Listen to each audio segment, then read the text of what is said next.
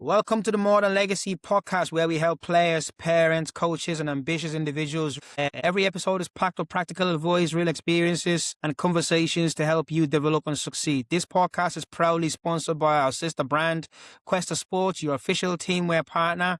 Let's get into today's episode. Oisín, how are you today? We're good today, yeah. Today's topic is going to be, it's a good one, helping parents and players all around the world. So this topic here is the biggest mistakes we see in Irish football. The first topic we're going to be discussing is why focusing too much on winning at a young age can limit player development. Again, winning can be described a different way. The word winning, it's not scoreboard. A lot of people get it wrong. They look at the scoreboard, 1-0, 2-0. No, that's not winning at a young age. That's not the scoreboard that we're looking at. We're looking at being number one in yourself. Because, like I said, it's all about being number one, the best version of yourself. If you're looking at the scoreboard, hamper player development opportunity, we have an issue actually in Ireland, particularly where Gaelic is quite big. And Gaelic, it's all about physicality, who's the biggest. But football is more than that. It's more finesse. It's more finesse. Obviously, physicality is important as well, but it's totally different. But thank God for the development of football and all the private academies and different people. There's better coaches now coming through. What about yourself, Oisín? Yeah, I feel like the focus on winning from a young age can hugely limit a player to develop and grow inside the game.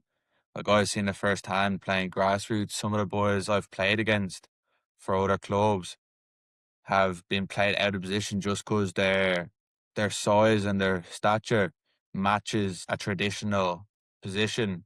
Like I've played against lads who are like 6 foot by the age of 12 and they're playing centre half just because they're the big lad in the team and they can kick it far. Whereas as they developed on, they kind of moved into, let's say, on the wing or up front, and they've excelled in those positions because that's where they're naturally gifted. So I feel like, and coaches there are just thinking, if we have the big lads at the back, the lads up front are going to be small, they won't score, and they can kick it as far away from the goal as possible. So it limits our chance of conceding, and we have better chance of scoring if we have the fast lads up front and just kick it and run. Whereas I think coaches aren't focusing on the players' technical qualities and how they play in an actual position, regardless of their size or their height. How fear of making improving? The fear of making mistakes holds players back. It just, like, players can get too scared to make that risk, make that run with the ball, make that 30-yard pass, hit that shot from 25, 30 yards, because they're afraid that if they do it and they miss, or it's a bad pass, or they lose the ball on the run, they're going to get given out to. They have no freedom to express themselves. Like, I've known players that are extremely good pinging a ball 30, 40 yards, still are, but have kind of held themselves back from doing it because growing up, their coach told them, no, you're not Gerrard, you're not Rooney, you can't ping a ball 40 yards. Whereas they can, it's one of their strengths. But because of that coach telling them that they're not allowed or they shouldn't be doing it because they're not a professional, it's held them back, and now they're just making 5-yard, 6-yard passes either sideways or backwards. They're not trying to progress the ball, and it holds them back a lot from developing their game and going on to the next level. I love players who can get the ball on a half-turn, drive, be aggressive in the finishing zones. Players need to know, look, just go for it in this zones. It's all about players need to be able to go for it. You need 1v1. They can dribble, they can pass, they can shoot, they're quick, they're explosive, they're just strong. If you look in Ireland, we don't have dribblers. Like, you look at the national team, it all stems from grassroots, all stems from the academies, all stems from the bottom. Developing players that can do it all, that can go past players in 1v1, that can be great passers and receivers. Individuality, we need more of that. We coach players to be able to beat players at 1v1, to be able to defend aggressively, to be able to pass and receive. You can't dribble past players if you're afraid of making mistakes. So when it comes to the impact of constantly comparing yourself to other players, you can compare yourself, but you're not like being jealous of someone. What I mean is, like, if someone is better than you, you look at it and go, wow, you're flying. I used to love being around top players, competing with top players in my team when I'm playing with the best players, because I know this player is better than me at dribbling. So what I'm going to do is, in the next month or whatever, we need to watch this player. Look at how they do their stuff to make sure that I bring my level up. Be a positive player where you're comparing yourself, but in a positive way. If someone is better than you, can you copy how they do it? Can you look and emulate what they do and do it to their level or even be better than them?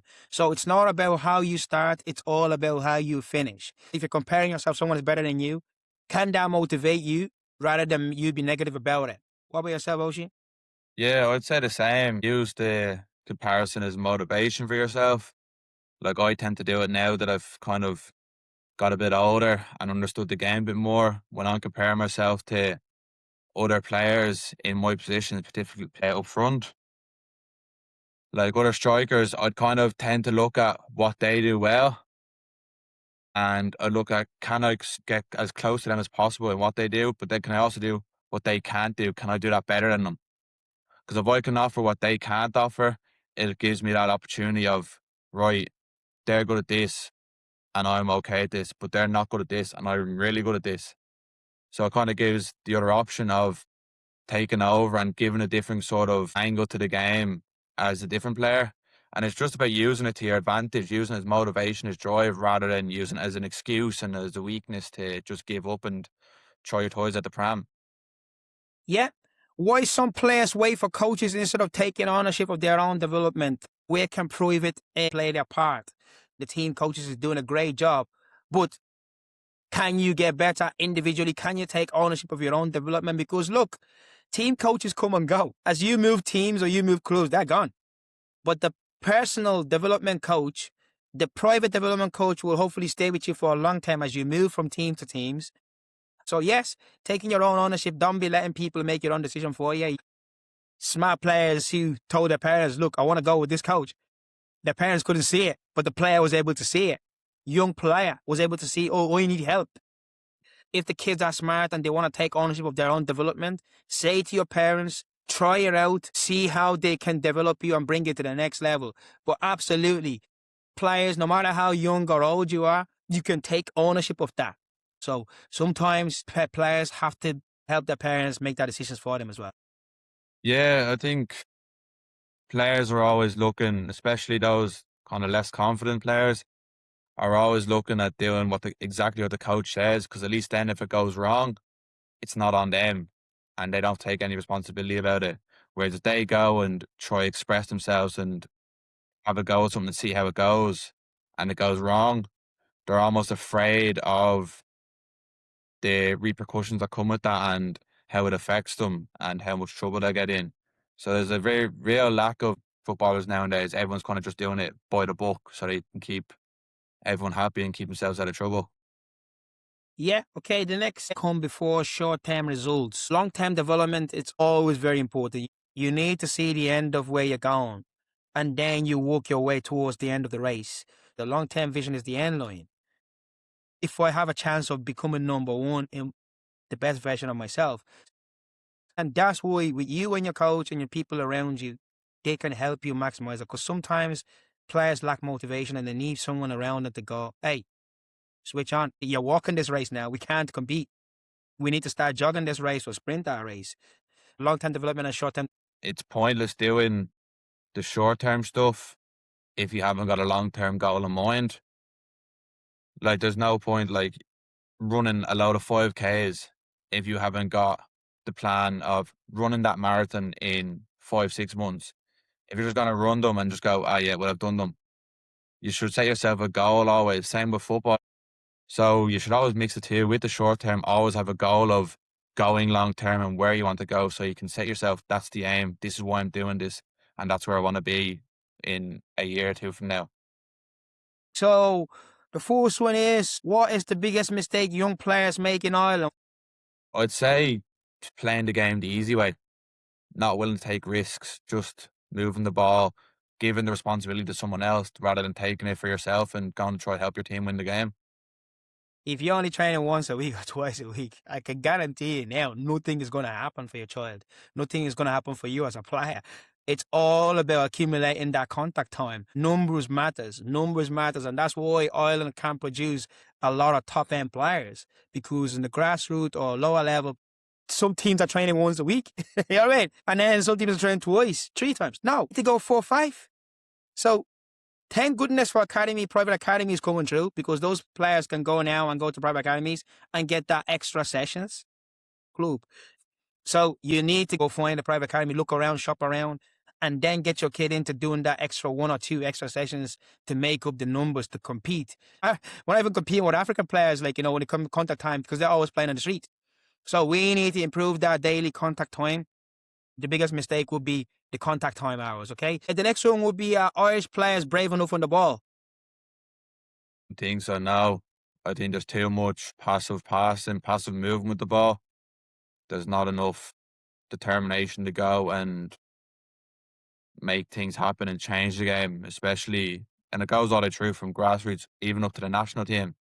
A lot of players, because of the way they've been coached growing up, it's more focused on let's not lose this game rather than let's go win it. Irish players brave on the ball, and it shows in the senior level. So I always compare what's going on ground with what's happening at the senior level, because it filters down. We don't have a lot of 1v1 players, and we do have good passers, good athletes, but we're missing quality, dangerous 1v1 dribblers. So we need to be more braver on the ball. We need to believe more. We need to believe that we can be the best. We need to believe that we can be number one. And that comes from down the bottom, from the grassroots to the academy level, all the way to the first team. A lot of people in Ireland don't believe they can be number one.